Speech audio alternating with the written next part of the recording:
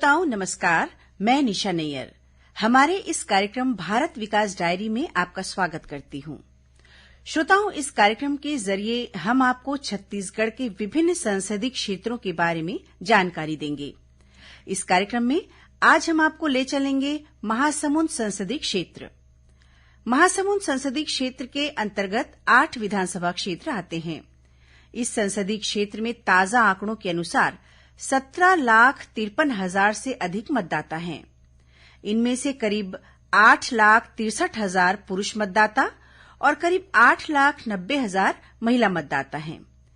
यदि आयु वर्ग के हिसाब से बात करें तो इस क्षेत्र में 80 वर्ष से अधिक आयु के करीब 16,000 मतदाता हैं और 100 से अधिक आयु वर्ग के लगभग 190 मतदाता हैं। वर्ष 2019 में हुए पिछले चुनाव में इस संसदीय क्षेत्र से भारतीय जनता पार्टी के प्रत्याशी चुन्नीलाल साहू ने जीत हासिल की थी। उन्होंने अपने निकटतम प्रतिद्वंदी भारतीय राष्ट्रीय कांग्रेस के धनेन्द्र साहू को 90,000 से अधिक मतों से हराया था। इस चुनाव में भारतीय जनता पार्टी को 50% और कांग्रेस को करीब 43% मत प्राप्त हुए थे। पिछले चुनाव में महासमुंद लोकसभा क्षेत्र से कुल 13 पुरुष उम्मीदवार मैदान में थे। इस चुनाव में महासमुंद संसदीय क्षेत्र में 16,37,951 मतदाता थे, जिनमें से 12,01,094 मतदाताओं ने अपने मताधिकार का प्रयोग किया था। इस तरह से पिछले लोकसभा चुनाव में महासमुंद संसदीय क्षेत्र में 75% से अधिक मतदान दर्ज किया गया था। सबसे अधिक मतदान राजिम विधानसभा क्षेत्र में हुआ था, जबकि सबसे कम सरायपाली विधानसभा क्षेत्र में दर्ज किया गया था। पिछले लोकसभा चुनाव में महासमुंद लोकसभा क्षेत्र में कुल 2,146 मतदान केंद्र स्थापित किए गए थे। बीते 5 सालों के दौरान महासमुंद संसदीय क्षेत्र में विकास के अनेक कार्य हुए हैं। खासकर लोगों को केंद्र सरकार की विभिन्न योजनाओं का काफी लाभ मिला है। प्रधानमंत्री आवास योजना, गरीब अन्न कल्याण योजना, किसान सम्मान निधि योजना, आयुष्मान भारत योजना और उज्ज्वला योजना का लाभ भी बड़ी संख्या में लोगों को मिला है। महासमुंद संसदीय क्षेत्र से सांसद चुन्नीलाल साहू ने बताया कि सांसद के रूप में बीते 5 वर्षों के कार्यकाल के दौरान इस लोकसभा क्षेत्र में विकास के अनेक कार्य हुए हैं। देखिए, घोषणा पत्र में शामिल किए थे माननीय मोदी जी के द्वारा कि हम 3 जिले के पीछे एक मेडिकल कॉलेज खोलेंगे, और वो तत्काल पूरा करते हुए महासमुंद में मेडिकल कॉलेज खुला। आज 3रा साल है।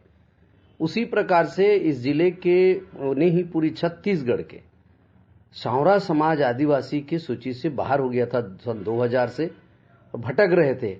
उनको आदिवासी होने का प्रमाण पत्र नहीं मिल रहा था, जिससे उनके बच्चे आरक्षण के लाभ से वंचित थे।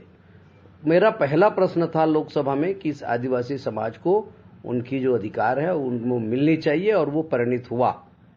और जैसे रोड के मामले पे जाएंगे, नेशनल हाईवे के मामले जाएंगे, रेलवे का जाएंगे तो अमृत भारत रेलवे स्टेशन हुआ। भारतमाला आप प्रोजेक्ट में जाएंगे तो कुरुद से विशाखापट्टनम मार्ग बन रहा है। छोटी लेन धमतरी लाइन को बड़े लाइन में परिवर्तित किया जा रहा है, धमतरी का बाईपास। और आने वाला समय में अनेकों ऐसे, जैसे बरगढ़ रेल लाइन का सर्वे प्रारंभ हो चुका है। इस जिला के सिंचाई की दृष्टि से देखें तो हमने पदयात्रा किया था पैरी नदी के पानी को नहर के माध्यम से सूखे बांधों तक लाने की, वो सर्वे प्रारंभ हो चुका है और भारतीय जनता पार्टी के घोषणा पत्र में शामिल हो चुका है। और जैसे फसल बीमा है, बड़े मात्रा में फसल बीमा जो हमारे जिले के दूरस्थ असिंचित क्षेत्र के किसानों को मिल रहा है, किसान सम्मान निधि मिल रहा है, आयुष्मान भारत में सुविधाएं मिल रही है। तो अनेक सारे योजनाएं हैं जो केंद्र का जो इस क्षेत्र में लागू हो रहे हैं। इस संसदीय क्षेत्र में बड़ी संख्या में लोगों को केंद्रीय योजनाओं का लाभ पहुंचा है। आकाशवाणी समाचार ने इन योजनाओं के कुछ लाभार्थियों से बात की। पहले उज्ज्वला योजना का लाभ नहीं मिल रहा था, तो जैसे लकड़ी वगैरह से खाना बनाते थे, क्या है बरसात के दिनों में लकड़ियां हैं वो गीली भी हो जाती थी, तो चूल्हा को फूक फूक के उन लोग भी परेशान हो जाते थे। और जो समय जैसे अभी उज्ज्वला योजना के तहत जो गैस से खाना बनाते हैं, सिर्फ एक ही बटन दबा के जैसे 10-15 मिनट में खाना बन जाता है। उन लोग पहले आधा से 1 घंटा लग जाता था उन लोग को, या फिर पूरा दिन ही लग जाता था। जैसे लकड़ी गीली हो गई है तो बहुत ज्यादा उन लोग को प्रॉब्लम हो जाता था। लेकिन अब क्या है, सिर्फ एक ही बटन दबाने जैसे 15-20 मिनट में उन लोग का खाना बन जाता है। ये नल जल योजना नहीं था ना, तो पहले बहुत परेशानी होता था। एक बोरिंग था यहाँ हमारे गांव में, उसी चालू था और आधा घंटा तक के महिला लोगों को वहाँ लाइन में खड़ा होना पड़ता था। ये नल होने के बाद अपने घर के पास में पानी का सुविधा मिल रहा है, बहुत बहुत अच्छा मिल रहा है। अब तकलीफ नहीं हो रहा है। यहाँ कम से कम 99% लग गया है। इसमें समय की बचत होता है और आने जाने में दूरी से अपने घर बैठे मतलब पानी मिल रहा है। इसमें बहुत फायदा है आम आदमी को। हर गरीब से गरीब आदमी ला हर संभव हर चीज मिले के प्रयास करत है। बुजुर्ग मन ला उनकर निराश्रित पेंशन मिलत है, हमार माता जी भी मिलत है। गांव के जितना है छोटे से छोटे वर्ग के आदमी जिन मन ला जेकर पालन पोषण करिए नहीं है, वहू ला सब ला निराश्रित पेंशन विधवा पेंशन मिलत है। और किसानी वर्ग में किसान मन ला छोटे किसान हो चाहे बड़े हो 6,000 की सम्मान राशि हमार प्रधानमंत्री सब किसान मन ला देते है। छोटे किसान मन और ज्यादा फायदा के बात है और रह के दिक्कत हो। आज ओ मन ला सब ला अपन मकान में अच्छा से रह के सुविधा मिला थे। हर गांव में हमारे गांव में सब घर ODF के माध्यम से सेफ्टी के निर्माण हुए हैं। और महिला मन ला सियान मन ला जो बाहर जाए शौचालय के लिए वो घर में अच्छा से अपन उपयोग करते हैं। श्रोताओं, महासमुंद लोकसभा क्षेत्र के प्रमुख पर्यटन स्थलों में से एक विश्व प्रसिद्ध सिरपुर का प्राचीन मंदिर है, जो वर्ल्ड हेरिटेज बनने की ओर अग्रसर है। वहीं छत्तीसगढ़ के प्रयागराज कहे जाने वाले धार्मिक स्थल राजिम में स्थित राजीव लोचन मंदिर और कुलेश्वर महादेव स्थापित हैं, जहां दूर दूर से दर्शनार्थी दर्शन लाभ लेने आते हैं। और यहां हर साल कुंभ मेले का आयोजन भी किया जाता है। वहीं कलचुरी कालीन रतनपुर राज का उपकेंद्र खल्लारी भी इसी संसदीय क्षेत्र के अंतर्गत आता है।